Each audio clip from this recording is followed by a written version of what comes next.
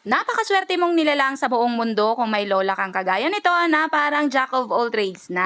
Hindi lang siya basta-bastang lola na good provider. Minsan ay parang doktor, minsan naman ay parang nurse, and for today's video mga langga ay dentista naman. O, diba?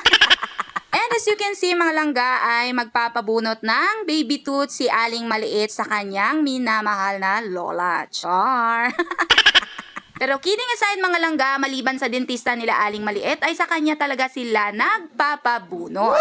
May medical knowledge at medical experience kasi ang kanilang lola, kaya naman no worries ang inyong lingkod. Medyo hindi kasi kaya ng aking powers ang mga ganito mga sukilabs at ako'y ninenervyos talaga. So ayan mga langga no, as you can see, tinatalian na po ng dental floss yung baby tooth ni Aling Maliit na natatanggal na. Oh my God. Sa aming dalawa ni Aling Maliit ay mas ninenervyos ako kesa sa kanya.